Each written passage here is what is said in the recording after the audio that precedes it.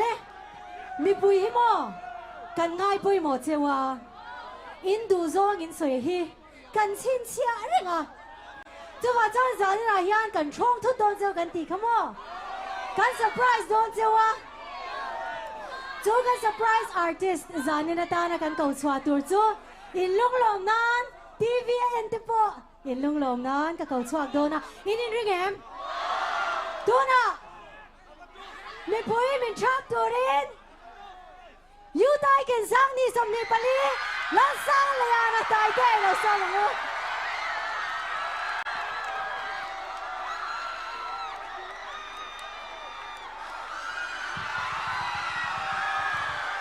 Hello.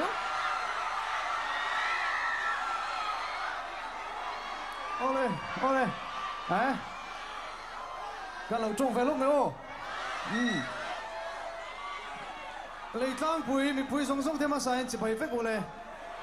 Leitlangpui Music Festival sáng thì som ni panga chỉ phải cái book sale á.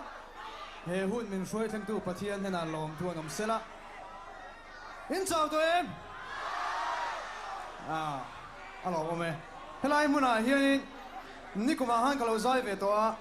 Helai bor ve la tak hin ka shria. Ke kor ipte zip lo dia kalau zai ve la ni kum khan. Comment chai ka sip thap to ni.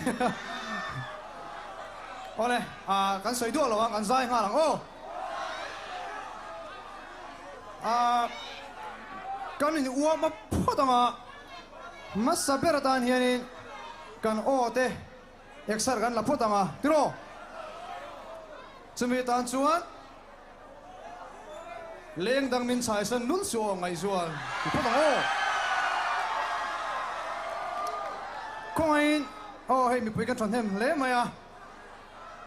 Kan phone flashlight den na mi lo zom te chuan kalom motang. Ngaihzual, lasang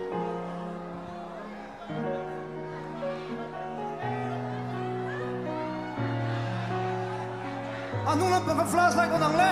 Kumain?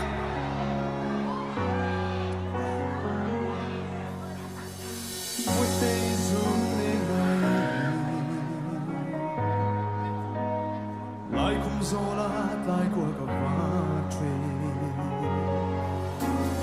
Was a picardan na lengin sa metong novi Timitan sa ring tree Something way Can find out Don't in and dang ye Di la yung ne La tua tiang mo Sui lu ga pang tree ne Leng dang min chai san lu su o Ngaihzual Isu ne na yin Eng dang ka don hey lo Sắp nêu tâm nan Cả tuôn nát ta nát trăng hiền Cả lâu bó thuai đó Có anh phone flash con dễ kìa Không anh môi nè mày Anh kinh mình ngại về chân mô Vì thiên lai ru ca Cắt giảm về truy Izong izuna cho diang in o to quay reng si